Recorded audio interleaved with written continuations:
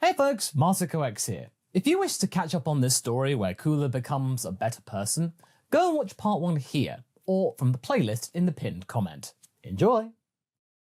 There was a moment of disbelief in Cooler. This old fool was hiding a genuine time chamber the whole time. He could have used it before his last journey to Earth to gain a better advantage. Very quickly, he realized that his emotion was pointless. Gamri couldn't have known that the Emperor knew of the time chambers, and despite the begrudging respect that he had for him, trust wasn't entirely there. And logically, it was hard to blame him for that, even though Cooler really wanted to. There was still one problem though. I need a training partner though, to get full gains from this place. He said that to show the Nogamian that he had done his research. That is true, yes. But it doesn't mean that you are incapable of improving on your own, which in this situation would be better than nothing, right? Cooler, admittedly, nodded slowly. This was sound logic. There was logic in what he says. It's not like the big Getter-Stir's armies were deadly for him. They could hurt him, yes, and it was like facing the unknown. But every increase of his might could throw off these machines off his loop. He was sure that they were depending on data that they could find within Salza's mind. How else to explain all of this knowledge? Deeply though, he hoped that his right-hand man was providing them with all that intel against his will, and it wasn't betrayal. He once again recalled their time in Earth's time chamber. He knew that the Brentian had a breaking point. But then again, he learned that at the end of the day, so did everyone. He just hoped that Salza remained loyal. He grew rather fond of him. All right, computer, set a course back to Nogami. I see you won't be wasting time then. Gamri raised an eyebrow curiously.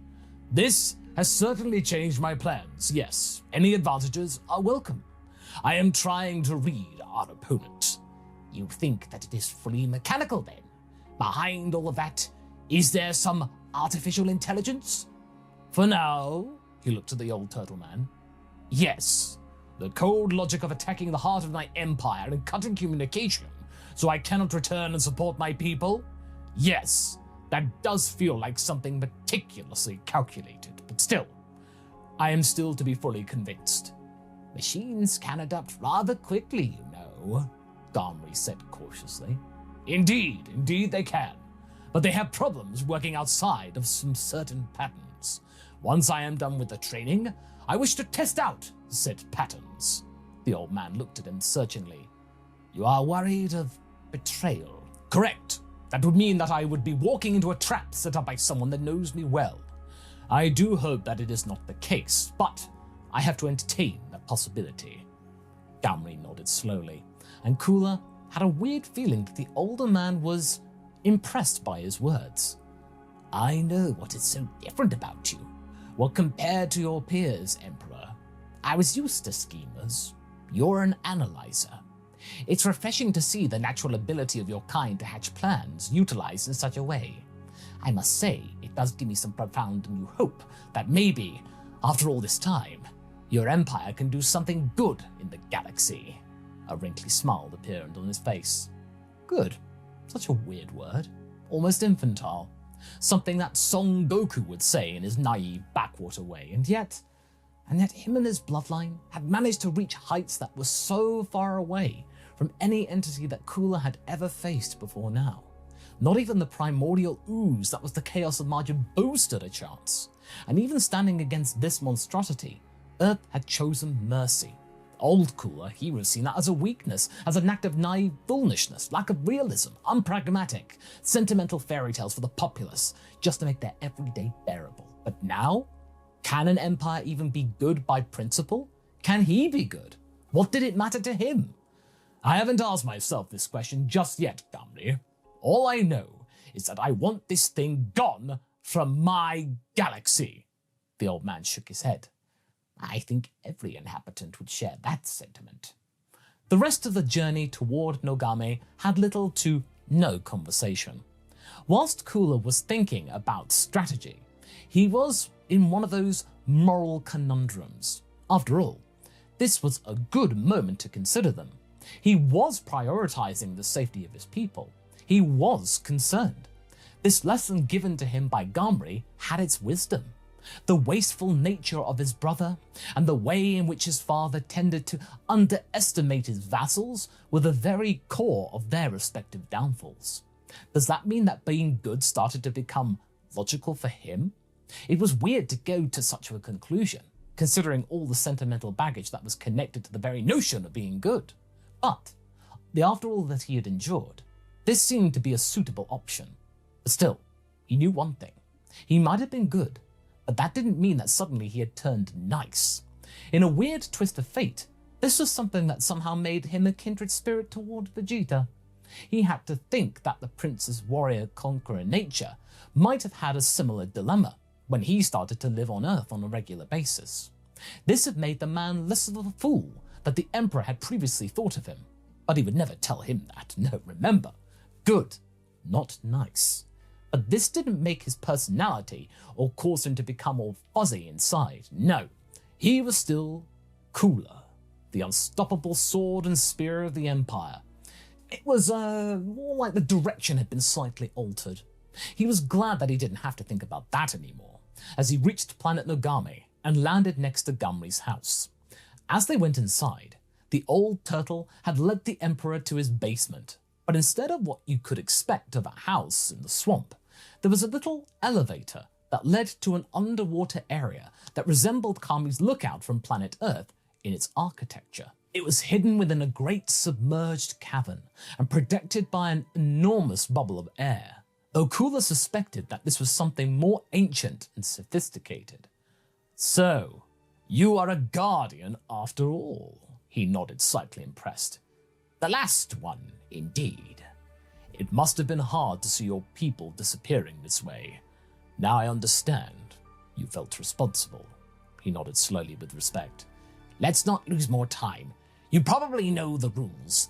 This one has a dilation of 1 hour in here being about 1 month in there. Do you understand the parameters?" Gamri looked at him in a serious manner. "So, it is slightly different from the one on Earth. Do you also have your own set of Dragon Balls?" Cooler tilted his head with slight hope. "This seems to me more like a Namekian thing, so no, I do not. I can call upon Akaye's help, but that is it." Oh, shame. Is there a limit to this chamber? The Emperor crossed his arms on his chest to hide his disappointment of there being no Dragon Balls. "More than 12 hours is not recommended." "I see. All right. I shall see you in a year, Gamri. Take care of the ship." He nodded. "I shall. Good luck out there," the Turtle Man said, when the Emperor was about to walk inside the room. "This one may challenge you in ways that you may never have expected." "Wait, test me, ha!" But his voice was then already echoing inside. He had entered without him even knowing it.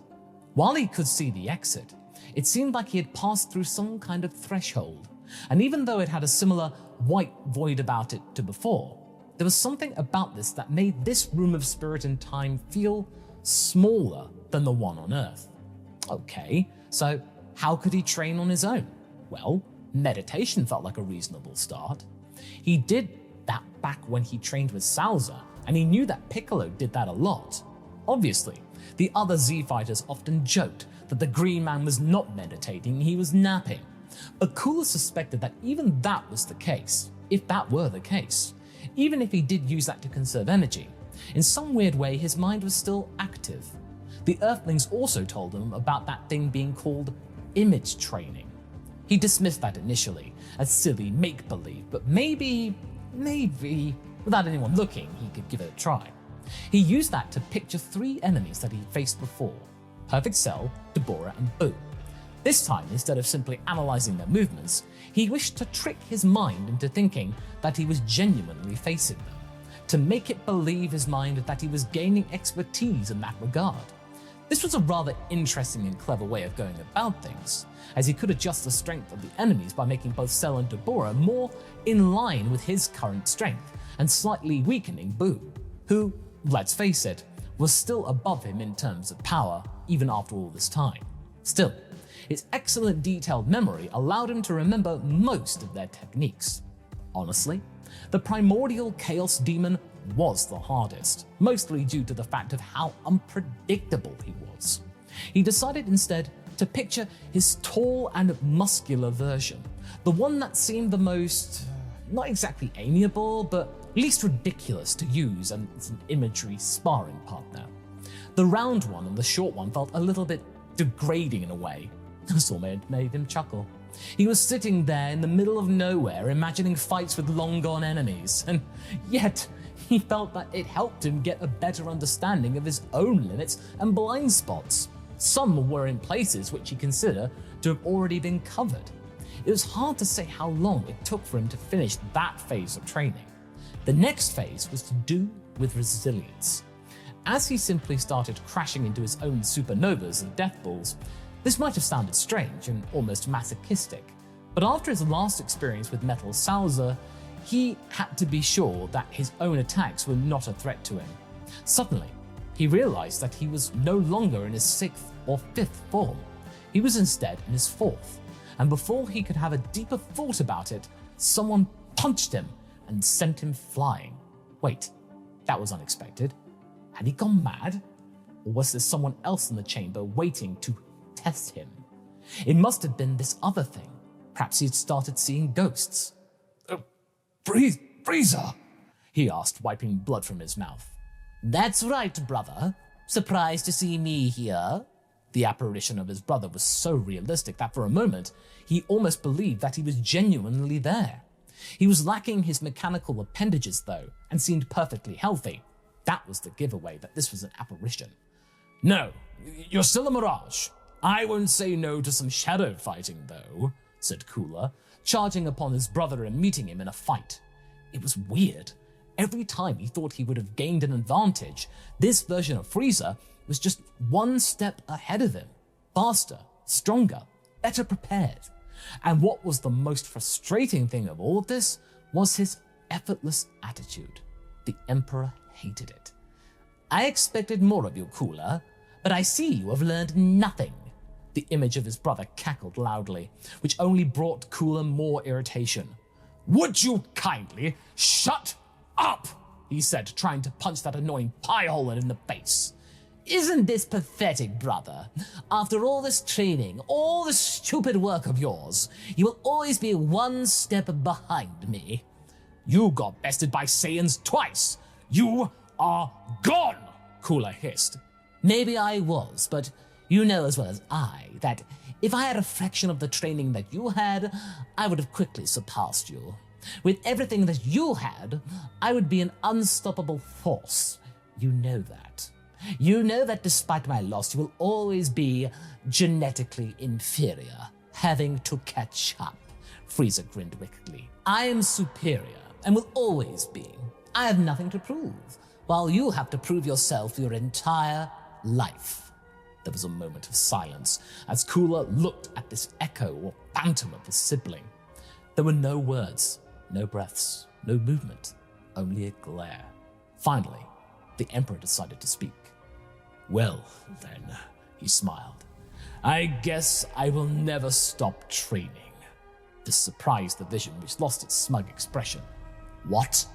You are missing the point, brother. You always did. Bettering yourself is not the end. It is the never-ending loop. That is true evolution. It never stops. You are gone. Stuck in the past, forever to be forgotten. As the echo of his brother roared and jumped toward him, he hurled a gigantic supernova into it. He saw how distorted the image was once it collided with the enormous ball of light, finally collapsing into itself and disappearing from view. As he woke up in his 6th form, he realized that something had made him feel happy about his progress, but at the same time, he felt something else, a sense of urgency. After he left, he discovered that someone or something had collapsed the basement, closing the doorway to the chamber. He quickly blasted his way to the surface, finding the house of Gamri absolutely destroyed. He found the old turtle amongst the mechanical debris of destroyed robots and what remained of his ship. He was bleeding profusely. He charged upon him and held him. Gamri, what happened? He asked, softer than intended. I'm sorry. We were followed, it seems. I haven't told them, but I couldn't Stop them. Forgive me, my emperor. Oh. Those last words stuck in his dry mouth as he slowly dropped his cane. The Nagamian stopped moving. After gently placing him on the ground, Cooler said silently to him, "You did well, Guardian. Now it is time that you will have your rest." He immediately shot up into the sky, only to see the gigantic owl creature trying to fend off a swarm of robotic enemies. He immediately arrived to help it, and supported it in the fight as best he could. There was a squad of mechanical Salzas, as well as those Cyclopean enemies. In his anger, he took them down fast. He could see the depth of the wounds on Akai, that beautiful and gentle creature. It was still alive, but its wounds were deep. The song was sad and somber. Whoever did this, whoever ordered this, wasn't mechanical. Only a living, breathing thing could be so callous and needlessly devoted to cruelty. Cooler knew that feeling well, but now it felt alien. He also knew what he had to do. Deep within the bowels of the big Getester, Commander Salza was fighting, or rather, his mind was trying to defeat the force invading his mind, reading his memories and strategies. The physical pain of the cables being put into his body was nothing compared to what he experienced in the mind, when this thing was literally peeling him of his deepest thoughts and desires. "Well, well, you are a resilient one, Commander," he heard an arrogant voice. You will regret that, Elec." The Brentian spat his blood toward the author of the words. "Oh, will I? For now, your Emperor's doing everything precisely to plan. The star is ensuring that my knowledge of his behavior will help us in our endeavors." "You are a fool to underestimate Monsieur Gulag, you..." Salza cursed silently. "Underestimate? Oh, quite the contrary. Why else would I give the star the strongest of us to work on? Your precious memories will come in handy. Once he is ready, he will be more powerful than anyone could possibly imagine. And after your empire is out of the way, well, we may start thinking about some recolonization plans." Meanwhile, in the very heart of the big Getester, a sacrifice was being performed, flesh and metal made into one forever. The ultimate price, the harmony of mortals and machines to create something beautiful, something unstoppable. And that's where we're going to be leaving things for right now.